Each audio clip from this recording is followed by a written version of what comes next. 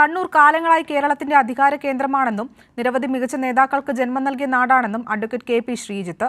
കേരളം തുറന്നിടുന്ന അവസരങ്ങൾ യുവതലമുറ പ്രയോജനപ്പെടുത്തണമെന്നും ടൂറിസം മേഖലയിൽ നിക്ഷേപങ്ങൾ നടത്തിയിട്ടുള്ള ഇന്ത്യ ലോ സ്ഥാപക ഡയറക്ടർ പറഞ്ഞു.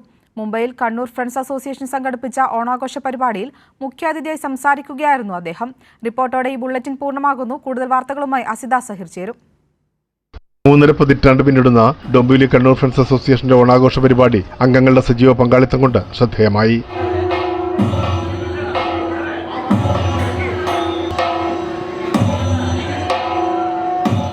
ഇന്ത്യ ലോ LLP സ്ഥാപകനും മാനേജിംഗ് ഡയറക്ടറുമായ കെ.പി. ശ്രീജിത്ത് മുഖ്യാതിഥിയായിരുന്നു.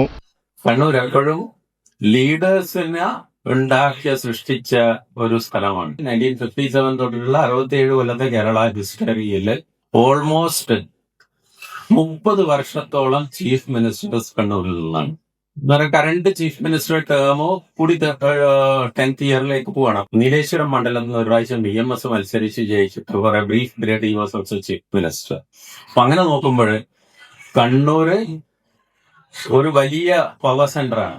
കേരളം നിക്ഷേപകർക്കായി തുറന്നിടുന്ന അവസരങ്ങൾ പ്രയോജനപ്പെടുത്താൻ പുതിയ തലമുറയ്ക്ക് കഴിയണമെന്നും അഡ്വക്കേറ്റ് ശ്രീജിത്ത് ചൂണ്ടിക്കാട്ടി.